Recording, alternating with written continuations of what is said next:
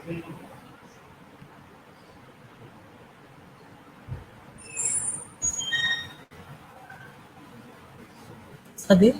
Fan of करते कैसे shilling सी हो रही है। ठंड बड़ी हो रही है यार।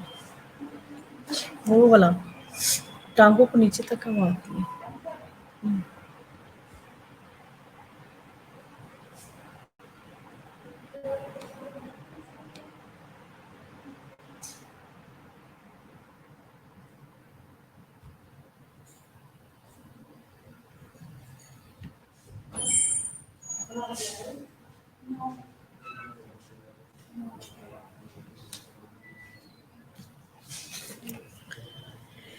Hello, my dear students. How's everyone? God bless you all. I would like to welcome you in my class. Hope all of you are happy and blessed.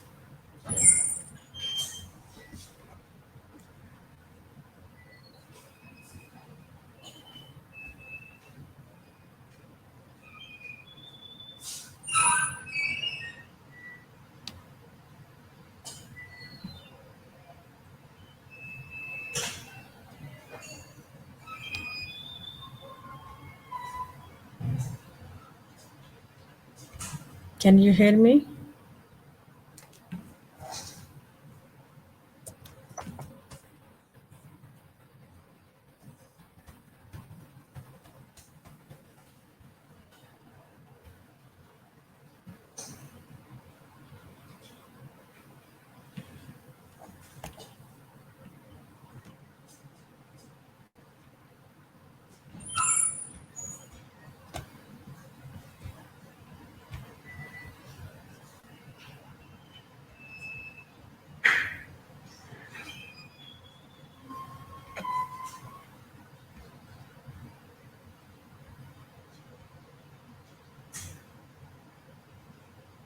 Remember about this? So हमने जो last topic किया था importance for the nurses, यानी कि हमने देखा था कि एथिक्स जो importance of ethics in nursing professions में किन किन लोगों के लिए क्या क्या इम्पोर्टेंस है, क्या रिस्पॉन्सिबिलिटी है नर्स की, पेशेंट की एंड सोसाइटी की। ठीक है, and while they are delivering the care among the patient and society, so what is the actual responsibility of the nurse and what she need to follow the guidelines for ethical standard to practice nursing profession.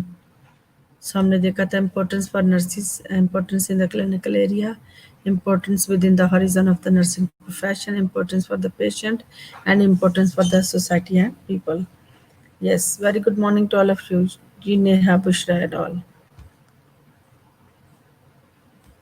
फिर हमने जो point थे importance for the nurses, इसके अंदर further topic क्या आते हैं कि जो है ये जो कितने भी स्टेटमेंट है, आपने देखा लिस्ट है, there is a list of 6-7। Yes, फिर हमने जो इसके 7 पॉइंट जो थे उनको वन बाय वन डिस्कस किया था कि इसमें नर्स का क्या क्या रिस्पॉन्सिबिलिटी और क्या क्या प्रिंसिपल यूज़ करके वो पेशेंट को बेटर केयर प्रोवाइड कर सकती है। ठीक है, तो जैसे पहला था हमने देखा था कि ethics provide the frame ethical principle to do proper nursing care. ठीक है, प्रॉपर नर्सिंग केयर के लिए जो एथिक्स हमें प्रिंसिपल प्रोवाइड करते हैं, जो हमें फ्रेमवर्क देते हैं, ठीक है, ताकि एक नर्स जो है according to the ethical standard and framework she can provide the proper nursing care to client. But ethics she can use ethical principles she can use, like for example here is the veracity, which means telling truth. So nurse must follow this principle while she's caring the patient and providing care to the patient. Ethics protect the nurse from the all legal and ethical issues. आपको पता है कि उसको क्या करना पड़ता है कि जो है हर चीज़ को प्रॉपर्ली फॉलो करना पड़ता है, स्टैंडर्ड्स को, प्रिंसिपल को, ताकि वो किसी भी जो है लीगल पॉइंट में अपने आप को सेव कर सकती है। सर सर बंद करवा।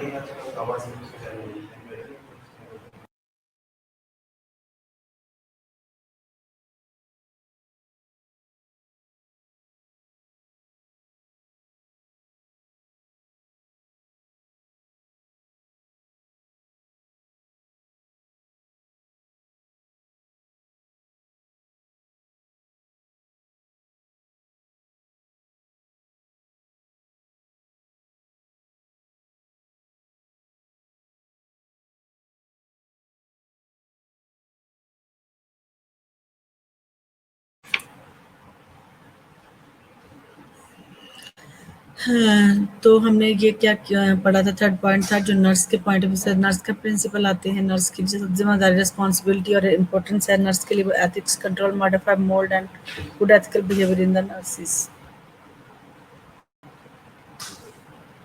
ठीक है, ये सारे नर्स की रिस्पॉन्सिबिलिटी 7 पॉइंट थे which already we have discussed.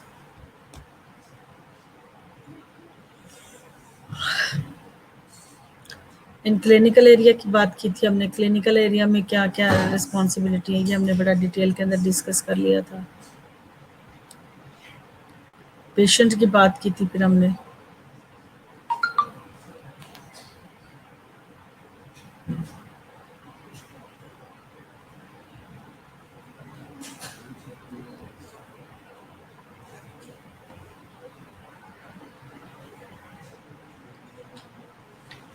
So code of ethics and need purpose for professional conduct,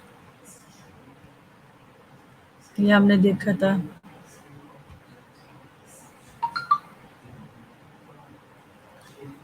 आज हमने देखना था कि need and purpose of professional conduct, यानी कि ये क्यों इम्पोर्टेंट है।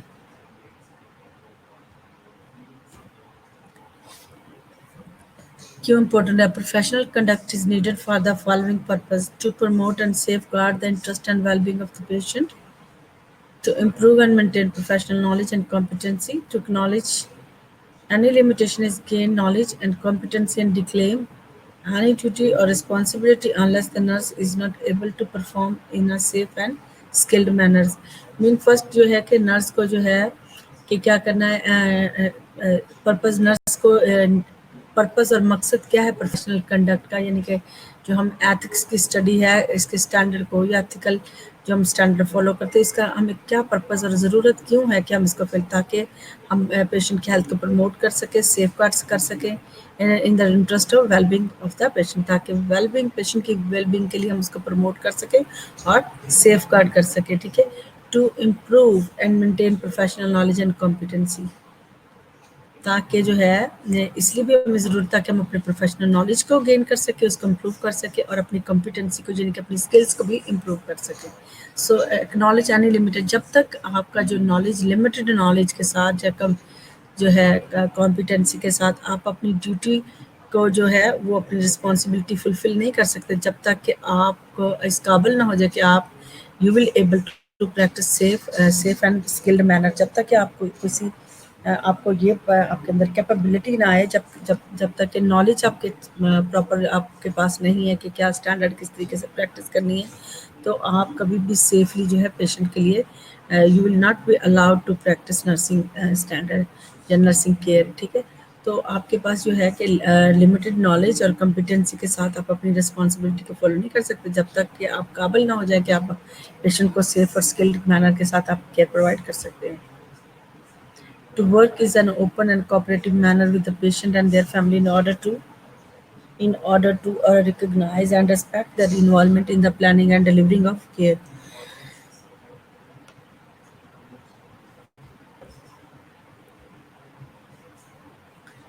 आपने क्या करना है कि कोऑपरेटिव मैनर के साथ ओपन माइंडनेस के साथ जो है पेशेंट एंड उनकी फैमिली को जो आपने जो है केयर प्रोवाइड करनी है, ताकि जो है आपकी जो एक रिस्पेक्ट क्राइटेरिया यानी कि आपकी उनके जो आप प्लान करते हैं जो उनको केयर करते हैं there must be respect must be involved in all activities to recognize and respect the dignity of each patient as a client and respond to need of the patient with care irrespective of their ethic, religious belief and personal attribute and the nature of their health problems। ठीक है, कि आप जब भी patient को care देते हैं you must need to recognise and respect, आपने रिकग्नाइज करना उनके प्रॉब्लम को, रिस्पेक्ट करनी उनकी डिग्निटी को, एंड पेशेंट जो है वो क्या है जब भी आपके पास केयर के लिए पेशेंट को केयर की ज़रूरत होती है you need to provide the care without any discrimination like ethic, ethical origin है, ठीक है, वो किस रिलीजन से और उसका ओरिजिन क्या है, रिलीजियस बिलीफ क्या है, उसके पर्सनल एट्रीब्यूट क्या है, nature of their health problem क्या है। So without discrimination you need to provide equal care and with the respect and dignity of the client.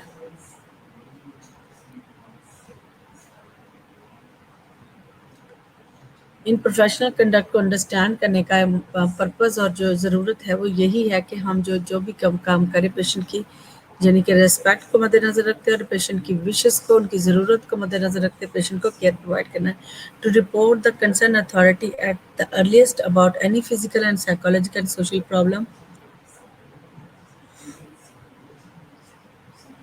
identified in the patient which help to start the treatment at the earliest and prevent the complication of the illness later.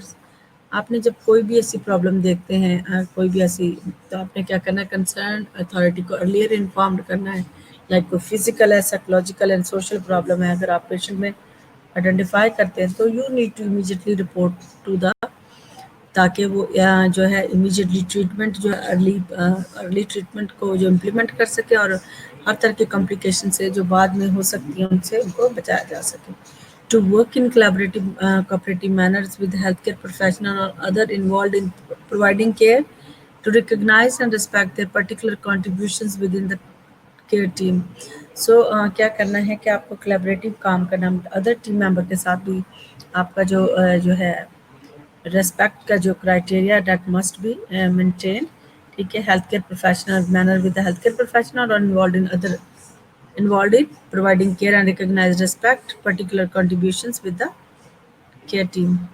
So आपका जो relationship है जो आपकी collaborative approach है that should be in cooperative manner with all other healthcare professional or healthcare provider to avoid any abuse of privileged relationship with patient in the workplace. आपने कोई भी ऐसे जो है privileged relationship से avoid करना है ताकि जो है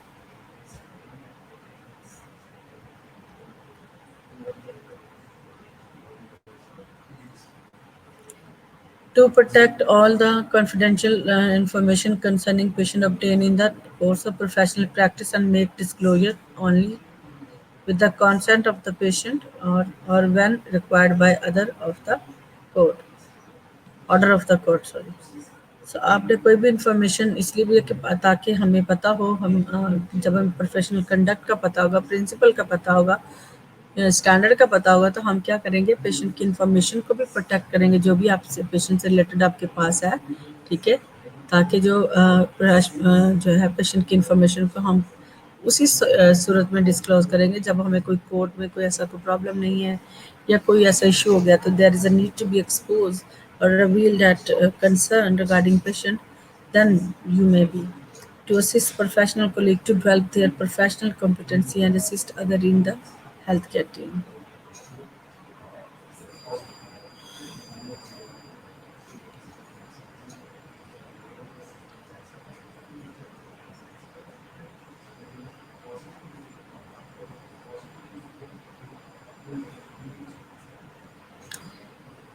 जी तो one another responsibility of you is to आपने असिस्ट करना है जो अदर आपके प्रोफेशनल कलीग है ताकि उनकी कॉम्पिटेंसी को भी प्रोफेशनल कॉम्पिटेंसी को असिस्ट किया जा सके ठीक है ताकि उनमें जो है कॉम्पिटेंसी स्किल जो है इम्प्रूव की जा सके to prevent negligence malpractice result of by patient result को होता है फिजिकल जो अटैक होता है किसी चीज़ पर यानी कि जो in case of harm to someone physical attack कर कहते हैं उसको यानी कि intentions to give physical harm to someone to promote high quality of patient care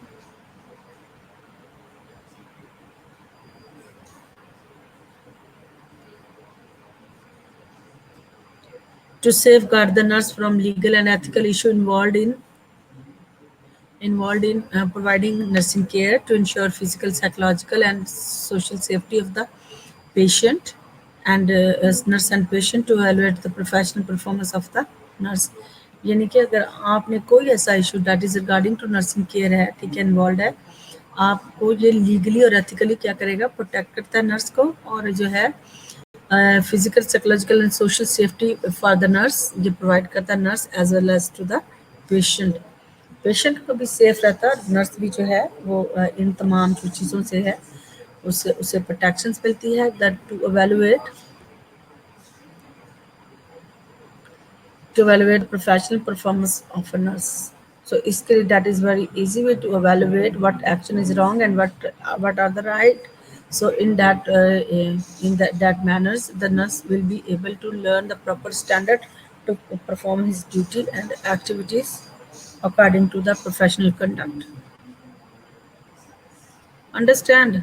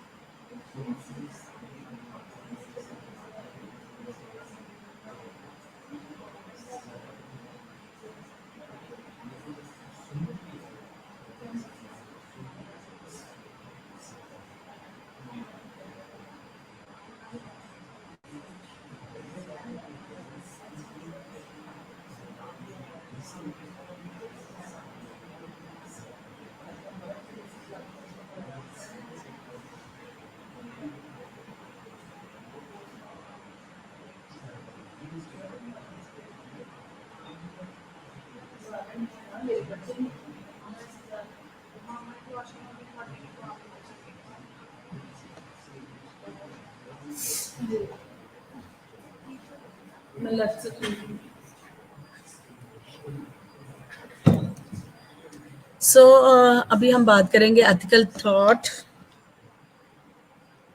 अभी हम बात करेंगे एथिकल थॉट की ना, स्कूल ऑफ थॉट।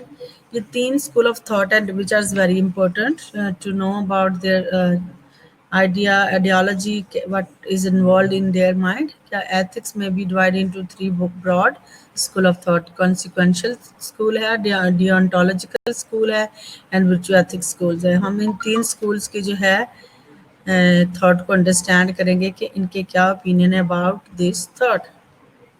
ओके, सो हम बात करेंगे कॉन्सिक्वेंशियल। कॉन्सिक्वेंस आप समझते होते हैं, कॉन्सिक्वेंसेस क्या होते हैं? एंड रिजल्ट किसी चीज़ के, उसको हम क्या कहते हैं? टेलियोलॉजिकल जो है, टेलियोलॉजिकल थॉट जो है, व्हाट इज टेलियोलॉजिकल अप्रोच?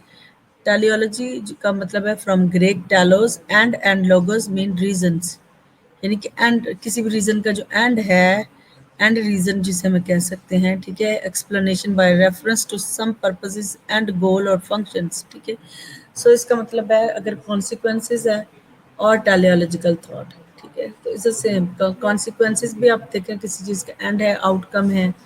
तो अब हम बात करेंगे कि teleological approach to ethics is based on concept of seeking telos in decisions, ethical decision making. Telos is a Greek word meaning end or goal. Thus, teleological ethics is concerned with how choice will affect a particular desired moral outcome. यानी कि ये जो आपकी teleological जो choice है वो किस तरीके से आपके डिज़ायर मोरल के आउटकम पर किस तरह से अफेक्ट करती है, अब हम इस बात को देखेंगे, ठीक है। ये मैंने आपको मेन इसका कॉन्सेप्ट दिया है, ठीक है। समझ आ गई इसकी टेलियोलॉजिकल की?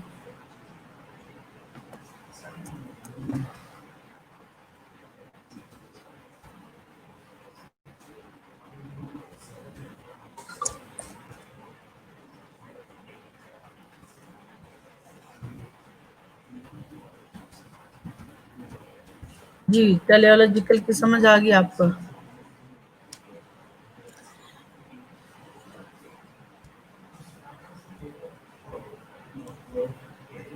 ओके, टेलियोलॉजी की समझ आ गई। अब हम बात करेंगे कॉन्सिक्वेंशलिज्म की। Of all the things a person might do at any given moment, the moral right action is the one with the best overall consequences. For example, for instance, the most people would agree that lying is wrong, but if telling a lie would help save a person's life, consequentialism says that is right things to do.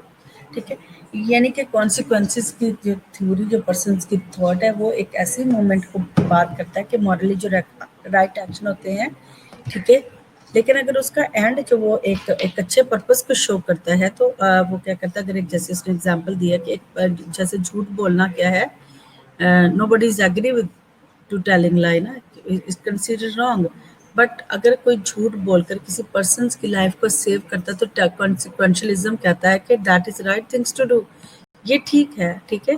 तो ये depend करता है कि ये जो आपकी जो morally right actions हैं, ठीक है, वो किसी चीज़ के एक्शंस को यानी कि उसके एंड यानी को कॉन्सिक्वेंस आउटकम को जाहिर कर रहे हैं। That's why we need to understand. अब हम बात करेंगे इनकी एथिकल पॉइंट ऑफ व्यू से। अभी तो मैंने आपको बाय कॉन्सेप्ट इन चीज़ों को समझा दिया आपको, लेकिन अब हम बात करेंगे कॉन्सिक्वेंशियल थॉट की। ये मैंने ऐसे स्लाइड 2 डाली थी इसलिए ताकि आपको इसका मीनिंग को अंडरस्टैंडिंग करने में आसानी हो जाए, ठीक है। Consequentialism जो है और teleological thought are thought in this school a person action are judged based on consequences, यानी कि किसी भी पर्सन के जो एक्शन है वो किस बेस पे जज किए जाते हैं, whether it is wrong or right, but it depend on the consequence, यानी कि उसके एंड रिजल्ट यानी उसके आउटकम क्या है, उनके आउटकम का एक्शंस क्या है, ठीक है, सॉरी एक्शन का आउटकम्स क्या है, और outcome of given act right activity with good intentions lead to a good for others, यानी कि राइट एक्टिविटीज का जो गुड इंटेंशन है जिसका एंड जो है वो गुड फॉर अदर है। A person is evaluated by assessing whether immediate harm is balance with the future benefit. इसमें हम देखें कि एक पर्सन को हम जब एवेलुएट या असेस करते हैं इमीडिएटली, अगर हम किसी का अगर उसने कोई हार्म दिया बट उसका फ्यूचर में बेनिफिट है तो डेट कंसीडर, यानी कि उसका कॉन्सिक्वेंस, उसका जो एंड रिजल्ट है वो क्या है, जो है इट इज़ और कंसीडर एज अ ट्रूथ, यानी कि उसको एग्री किया जाता है। फॉर एग्जांपल हम बात करते हैं, a cancer patient under go radiation therapy may experience some discomfort as such as alopecia है, anorexia है, and weight loss है। The intention here is not to cause pain, but this is the only palliative care available since there is no cure of for cancer. Therefore, palliative care is the desired beneficial consequences of the radiation therapy. अब यहाँ से आपको clear हो जाता है कि देखें अब कैंसर की जितनी भी मेडिकेशन है जैसे कि थेरेपी आपने देखा कि कितना हार्म कर रही है, बट यहाँ हार्म करने का मकसद ये नहीं कि हम किसी पेशेंट को पेन देना चाह रहे हैं, इसका मतलब है क्योंकि इसके लिए कोई ट्रीटमेंट अवेलेबल नहीं है तो हम इसलिए दे रहे हैं ताकि हम पेशेंट को पैलिएटिव केयर जो है सपोर्ट कर सके, ताकि उसका जो एंड रिजल्ट है हमने देखा वो that is benefit for the patient, ठीक है। सो हम इस बात को नहीं देखे कि अब देखिए उसके कितने साइड इफेक्ट हो रहे हैं, एलोपेशिया यानी कि बाल गिर जाते हैं, भूख मर जाती है, वजन कम हो जाता है। तो ये intention here is not to cause the pain, ठीक है। यहाँ किसी को पेन देना नहीं, जैसे ऊपर ने कहा कि किसी को जो है झूठ बोलना, लेकिन अगर किसी की जान को ये झूठ ऐसा है जिसमें जो है जिसका रिजल्ट अच्छा है, फ्यूचर में बेनिफिट किसी को है, तो उसको इसका मतलब है that intention outcome are good. That's why this school is supporting the consequences, ठीक है, कि राइट और मॉरली जो एक्शंस हैं उसके रिजल्ट को फोकस करते हुए कॉन्सिक्वेंशियल जो स्कूल ऑफ थॉट है, वो कहती उनके उनका जो इंटेंशंस है not harm to others but it give the benefit for the futures.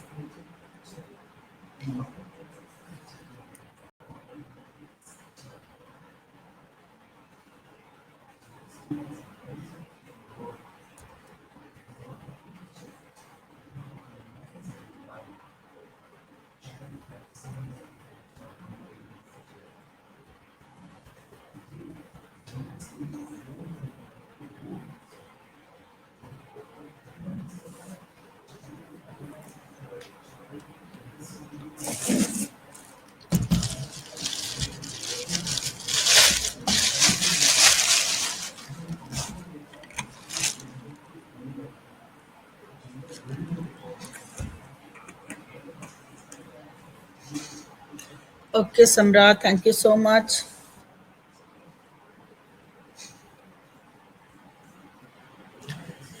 सो हम यहाँ पे बात कर रहे थे पैलिएटिव केयर, समझते हो तो वैसे मैंने डाला था कि पैलिएटिव केयर क्या होती है। Palliative care may be you people are familiar with this. Palliative care is an approach that improve the quality of life of the patient and their family facing the problem associated with the life threatening illness, ठीक है, जैसे cancer है, ये life threatening illness है, ठीक है, इसमें क्या हम क्या पेशेंट को देते हैं, पैलिएटिव केयर देते हैं, सपोर्टिव केयर देते हैं through the prevention and relief of suffering bye means of early identification and impossible assessment, यानी कि खास स्पेशल ट्रीटमेंट और असेसमेंट के जरिए जिसको treatment of pain and other problem physical psychological and spiritual जो है उनको हम सपोर्ट दे रहे होते हैं, उनको स्पिरिचुअल भी देते हैं, साइकोलॉजिकल भी देते हैं और फिजिकल कंफर्ट भी दे रहे हैं, उनकी पेन को रिलीव कर रहे होते हैं, ठीक है, that is the mean of palliative care.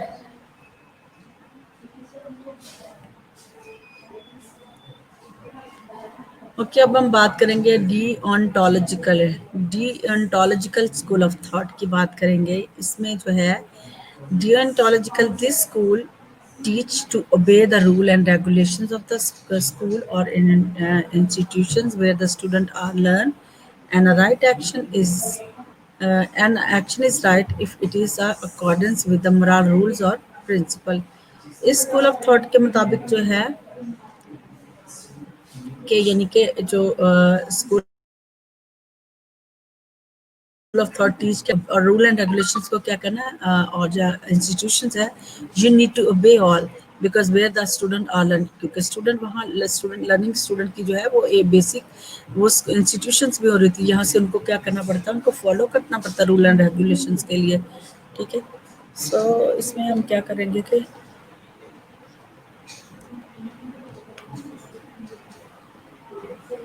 सो उन एक्शंस को हम तभी राइट करते हैं जब हम उनके अकाउंट रूल जो हमने रूल और प्रिंसिपल सेट किए, जब वो यहाँ हम उनके एक्शंस को जो है evaluate according to the rule and regulations करते हैं that is set by the school, ठीक है। सो इस स्कूल ऑफ थॉट के मुताबिक जो एक्शंस और रूल स्टैंडर्ड प्रिंसिपल बनाए जाते हैं तो हम उसके मुताबिक जो है उसको जज करते हैं, ठीक है। पर्सन्स के एक्शंस को उनके अकॉर्डिंगली जज करते हैं, राइट एक्शंस को उनके मुताबिक। Deontological ethics speaks about obeying and follow the rules, doing the duty rightly and being bounded by the moral obligations and moral commitment। यानी कि इस स्कूल ऑफ थॉट जो इस पे बात करता है यानी कि बोलता है उसका उसका जो बोलने का मकसद है स्कूल ऑफ थॉट का कि आपने रूल एंड रेगुलेशंस को फॉलो करना है, दैट इज एंड आपने अपनी and doing the rightly duty, because आपकी जो बॉन्डिंग है वो मोरल एप्लीकेशन के साथ है, यानी कि आपके एक्शन के साथ है, जिससे आपका मॉरली कमिटमेंट होती है कि that you need to follow this, you need to follow the certain rules which is made by the institutions and where you are learning। So an example of deontological is the belief that killing someone is wrong if even if it was not was in a self defense। तो इसके मुताबिक जैसे अगर आपको rule बता दें कि killing is wrong है, जब इवन आप भले अपने सेल्फ डिफेंस के बारे में भी करो तो भी रॉन्ग, दैट मीन आपने एक्सेप्ट कर दिया कि killing is wrong, that in whatever is the जो आपके पास सिचुएशन है that killing is even for the self defence it is wrong action. Another example that means protecting your family is the rational things to do.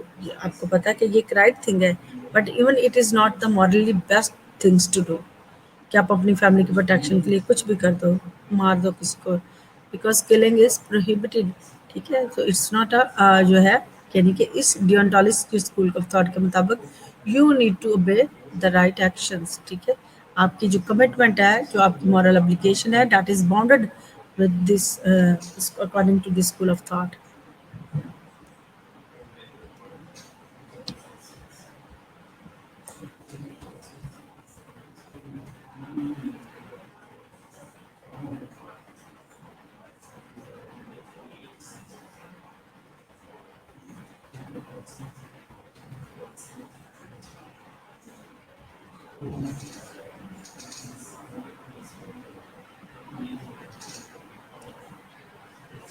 जी बच्चा समझ आ गई, शहर, ठीक है, राइट।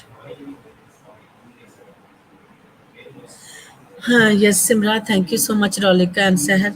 हाँ अब हम बात करेंगे विर्चू एथिक्स की, स्कूल ऑफ थॉट। ये हमें क्या बताता है, विर्चू एथिक्स है कि विर्चू से मुराद क्या होती है, नेकी, ठीक है। So what is the main idea of the virtue ethics? का main idea क्या है? Virtue ethics mainly deal with the honesty, morality of a person's.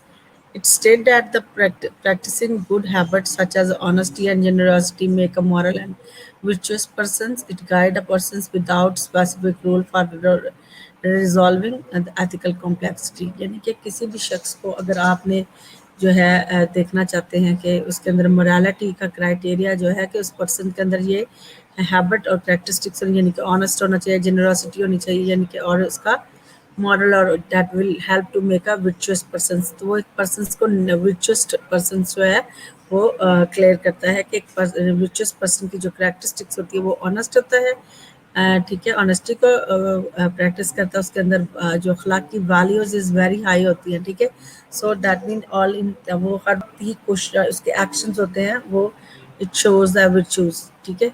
सो विर्च्यू से मुराद ये है कि विर्चुअस पर्सन के अंदर जो है सबसे बड़ी बेस्ट वो जेनरसिटी और क्या है, ऑनेस्टी होती है, that make a moral and virtuous persons.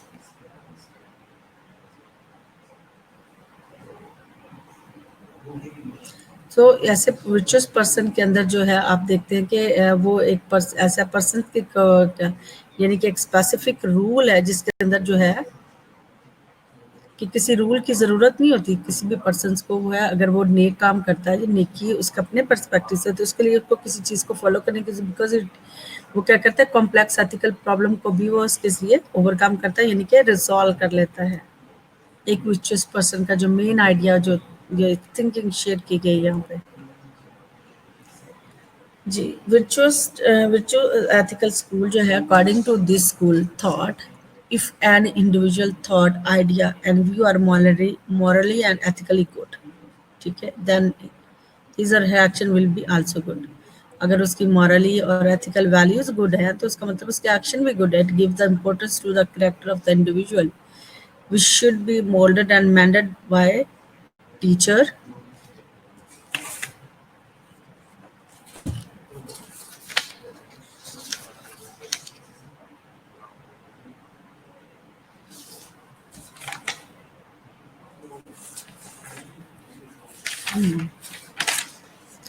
ठीक है। So we should be moulded and mended by teacher who are strictly bound by moral and ethical principle, ठीक है।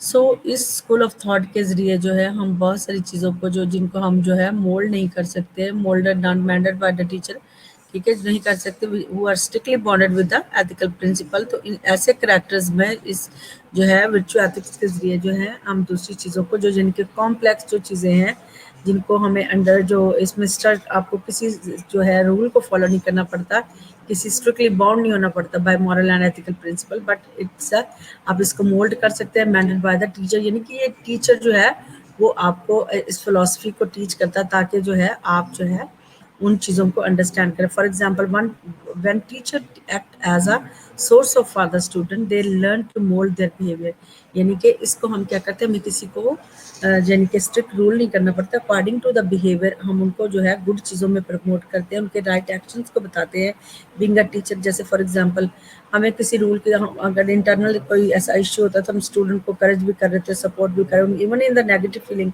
हम उन पे जो है स्टूडेंट को सपोर्ट कर रहे थे। तो ये क्या है, ये विर्चुअल एथिक्स, यानी कि हम उसको नेकी की तरफ माइल कर रहे हैं, हम उनको ऐसे एक्शंस बता रहे थे ताकि उनके बिहेवियर को मॉडिफाई या उनको जो है मेंड किया जा सके, बनाया जा, चेंज किया जा सके, ठीक है। So they learn to mold their behavior to do good, since good thought, idea, behavior are seeded by the teacher in the student mind। जो कि टीचर ने उसके माइंड में ऐसा जो गुड एक्शंस का जो बीज है उनके बिहेवियर को करेक्ट करने के लिए जो बहुत सारी आइडियाज़ के जरिए, थॉट के जरिए जो उसका माइंड को वो चेंज करता है, उनके अंदर ऐसे सीड प्लांट करता है ताकि फ्यूचर में वो है इस चीज़ों को गुड एक्शंस के साथ जो है वो इम्प्लीमेंट कर। Virtue ethics lead itself to many situations in which imaging professional become involved।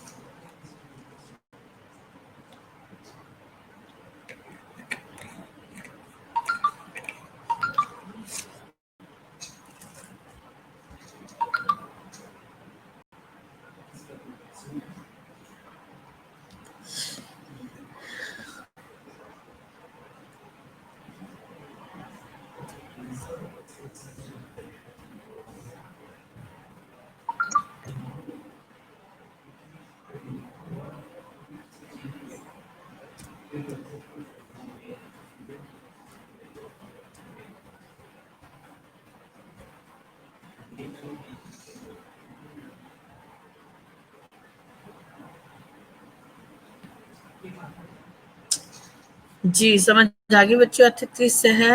Okay Simra. अब हम इनके मॉडल की ये सारी क्या थी, स्कूल ऑफ थॉट थी जो हमने डिस्कस की थी, जिनमें हमने देखा, इसको थोड़ा सा क्विक रिव्यू करें।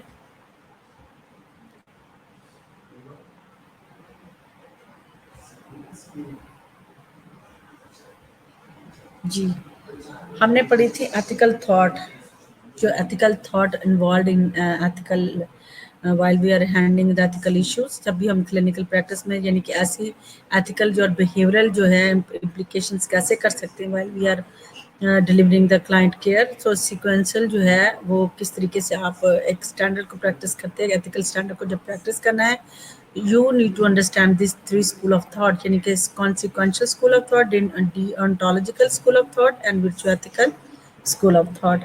हमने each and individual जो है इसके बारे में लर्न किया है। consequential and teleological thought जो है, teleology का मतलब क्या होता है मैंने आपको बताया था, कोई बताएगा ये? एनीवन? teleological क्या था? अली, हमजा, रौलिका, सिमरा, प्लीज शेयर, क्या है teleological अप्रोच? काश मैं आपको वर्बली आपसे पूछ सकती। ऐसा ऑप्शन होना चाहिए कि स्टूडेंट अपनी बात कर सके ना।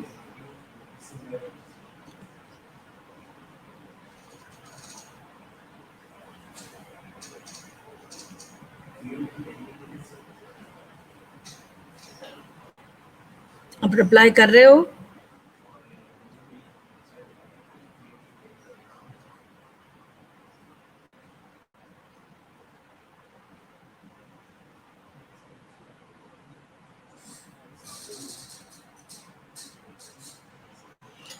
टेलियोलॉजी का होता है कि यानी कि इसमें जो आपकी डिसीजन मेकिंग है वो किस तरीके से पर्टिकुलर जो है डिजायर मोरल आउटकम को पे क्या इफेक्ट करता है। जैसे हमने डिस्कस किया था,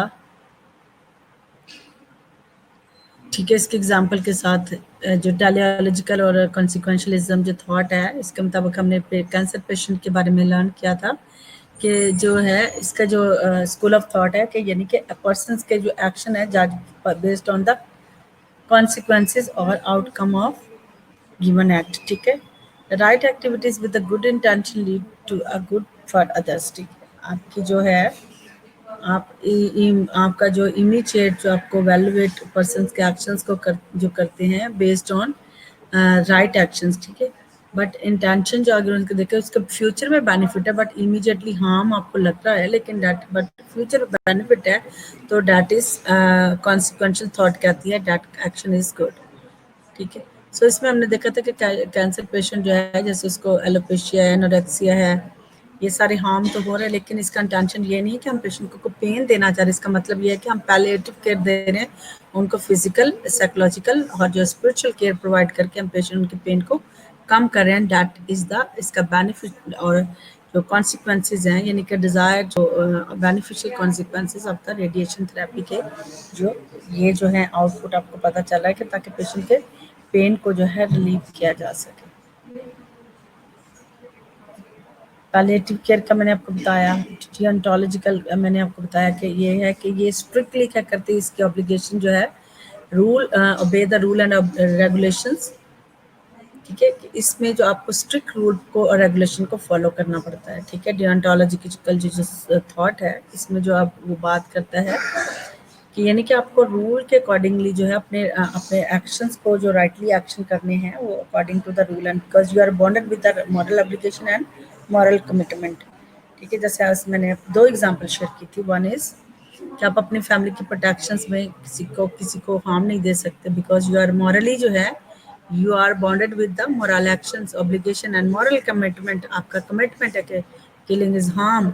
और आप कैसे कहते हैं कि the believe that killing is someone is wrong even it is for the self defence. आप मार नहीं सकते, किसी की जान नहीं ले सकते, even for your self defence और whether for the protection of your own family. That is the deontological school of thought. Virtual ethics की बात करें तो इसमें यह है कि हमें किसी स्ट्रिक्टली रूल को फॉलो नहीं करना पड़ता, बल्कि दैट इज इंटरनल जो है वो उसकी जो है करेक्टरिस्टिक एक पर्सन के, जिसमें ऑनेस्टी और आपको जो मॉरल एक्शन जो है इसके ज़रिए जो है आप एक विर्चुअस पर्सन होते हैं, जिसमें जो है जो कि आपको विर्चु स्पेसिफिक रूल की ज़रूरत नहीं होती, बल्कि आप अपने यानी कि ये जो पर्सन्स को ना विदाउट स्पेसिफिक रूल के जो है प्रॉब्लम को रिजॉल्व करने के लिए या एथिकल कॉम्प्लेक्सिटी को सॉल्व करती है, यानी कि ओवरकम करती है। Yes Simra, thank you so much Simra for the participation, very good. मैं बहुत खुश होती हूँ।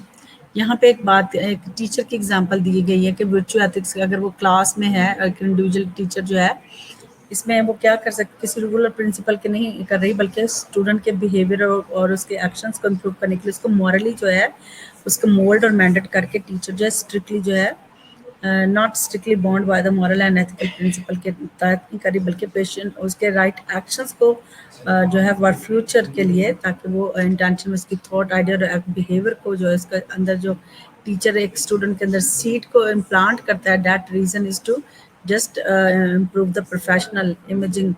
ठीक है, किसी भी सिचुएशन में जब वो ऐसी सिचुएशन उस पर नेक्स्ट टाइम आती है तो he will able to stand for the good intentions and he will able to stay in the right point of view. ठीक है, ताकि वो अपने एक्शंस को जो है थ्रू दिस गाइडेंस, अपने टीचर की गाइडेंस से वो अपने आप को इम्प्रूव करता है। हाँ जी, तो हम बात करेंगे कि मॉडल जो है इंजीनियरिंग मॉडल है, पैटर्नल प्रिस्टली है, कॉलेजियल है, कॉन्ट्रेक्चुअल है एंड कॉमनेंटल है। ये इसके मॉडल है एथिक्स के। ठीक है, हमसे जितना भी हो सके हम इस पे बात करेंगे। ठीक है, the engineering model identify the health care provide as a scientific concern with fact and define the patient as a condition और procedure not as a person whole. Engineering model जो है वो क्या डिफाइन करता है, क्या प्रोवाइड करता है, आइडेंटिटीज और द क्या आइडेंटिफाई करता है, हेल्थ केयर प्रोवाइडर जो होते हैं ना वो एक साइंटिस्ट होते हैं, कंसर्न जो कि फैक्ट को अंडरस्टैंड करते हैं, जिनका ताल्लुक फैक्ट से होता है। वो पेशेंट की कंडीशंस को और प्रोसीजर्स की बात करते हैं, ना कि पर्सन्स की बात करते हैं।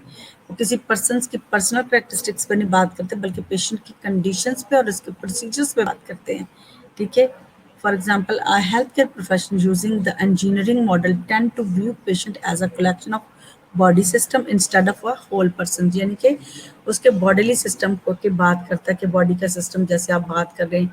ठीक है, आगे उसने कि under this model diagnostic imaging technologist जो है consider the patient to be gastrointestinal और skull series not as an unanxious human patient. ठीक है, वो उसकी क्या करता है, जैसे उसने उसके गैस्ट्रोइंटेस्टाइनल की स्टडी करना या स्कल की स्टडी करता है, ना कि वो ये देखता है कि किसी पेशेंट को अनएक्शियस जो कंडीशन के बारे में, यानी कि उसके माइंड की बात करता है, बल्कि वो उसकी उसकी जो क्या कहते हैं प्रोसीजर्स की और कंडीशन की बात करता है। जैसे उसने एक इमेजिंग टेक्नोलॉजिस्ट की एग्जांपल दी है कि वो क्या करेगा, स्टडी करेगा उसके गैस्ट्रोइंटेस्टाइनल फंक्शन की स्टडी करेगा, उसके माइंड स्कल की जो है सीरीज की बात करेगा, ना कि एक पर्सन की पर्सनल जो है कैरेक्टरिस्टिक्स की बात करेगा। समझ आ गया इंजीनियरिंग मॉडल की? जी रूप।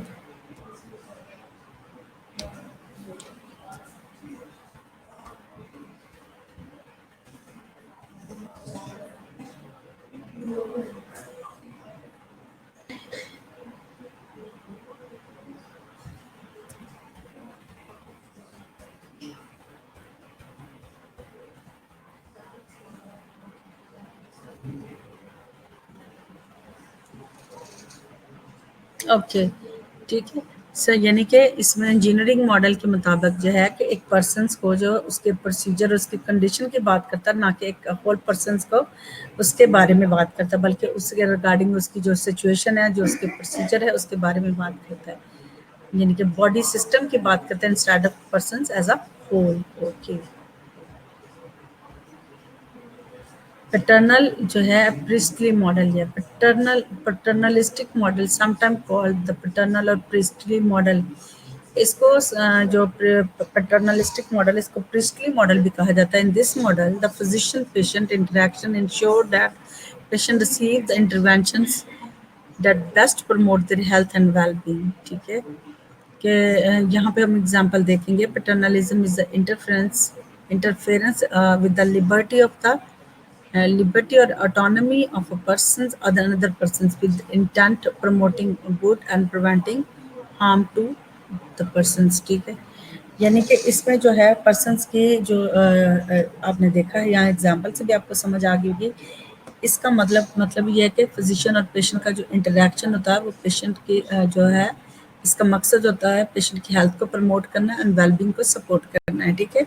इसका जो एक्चुअल जो मतलब है पैटर्नल और प्रिस्टी मॉडल का जो है, इसमें जो यानी कि फिजिशियन पेशेंट इंटरेक्शन जो है, जिसका जो मकसद है क्या करना है, ताकि पेशेंट जो भी इंटरवेंशन रिसीव करता है उसका मकसद जो है पेशेंट को हेल्थ को प्रमोट करना है एंड वेलबींग को सपोर्ट करना है, ठीक है। बुशरा बड़ी जल्दी प्रेजेंट भी हो गई। फातिमा अभी तो मैं पढ़ा रही हूँ।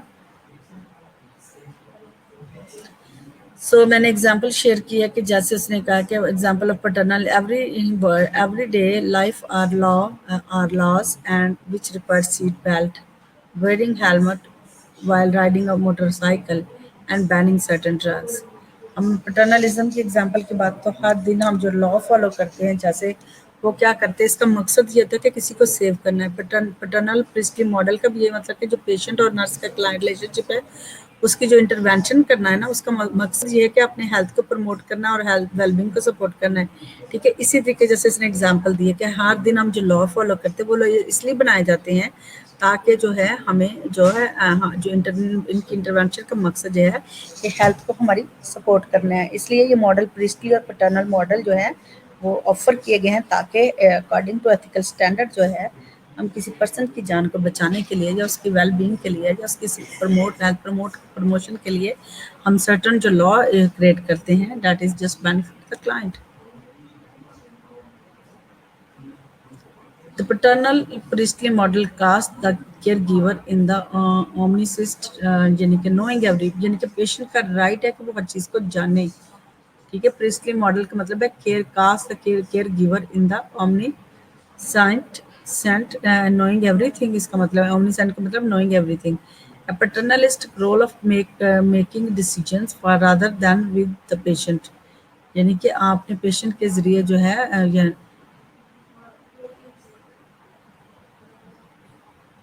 यानी कि वो क्या करते हैं कि पेशेंट की नहीं बल्कि आप पैटर्नलिस्ट है, वो खुद से एक डिसीजन मेक करता है for the patient, right? The magnetic resonance technologies tools powerfully urge a feeble 90 years old persons on table when the patient explain that her or she cannot make the move in exhibiting paternalism।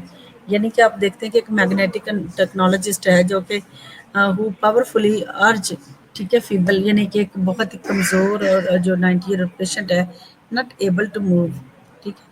तो उसके move करने का मकसद ये नहीं है कि आप उस पेशेंट को कोई हार्म देना, इसका मकसद ये है कि आप उनके लिए जो है पर्पस जो है ताकि आप उसको प्रॉपरली डायग्नोज कर सको।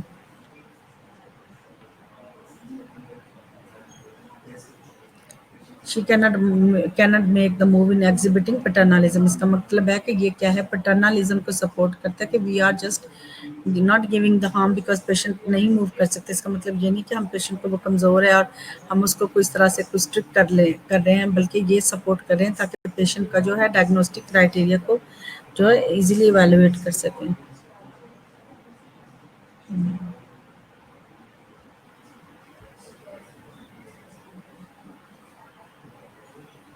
अभी काफ़ी पड़ा, इसका मतलब है टाइम 50 मिनट हो गए। हम ये जो वाले मॉडल्स हैं हम फिर पढ़ लेंगे, कल हमारा लेक्चर है ना, इसमें हम डिस्कस करेंगे बल्कि दोबारा से कर लेंगे, राइट। आज हमने प्रीस्टली और पैटर्नल को किया है और क्या किया हमने, इंजीनियरिंग मॉडल किया है और साथ में हमने जो पैटर्नल एंड प्रीस्टली मॉडल भी किया है, ठीक है। Understand well.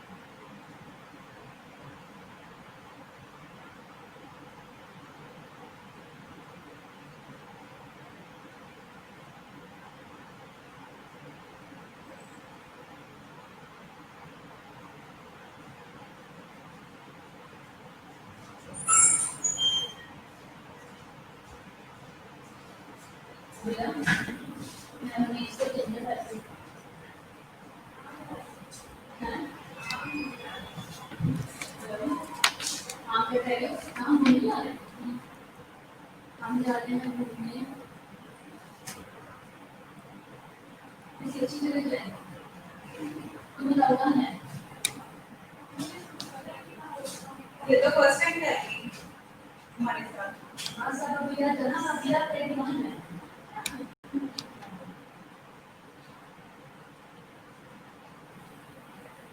साथे भी आइडिया दो वैसे तो मैं सोच रही हूँ ना वो ये कि जहाँ अच्छा मौसम है ना किसी रूप टॉप पे जाना चाहिए अच्छा मौसम कहाँ है रात पे सामने मुझे नहीं ये बारिशों वाला हो जाता है तो जिस दिन बारिश हो तो फिर अदरवाइज नहीं अदरवाइज बहुत सफोकेशन है तो हम जिम्मेदार करते हैं ना बिना 5 टाइम ही नमाज पढ़ते हैं बिना कहते हैं दुआ करके सारे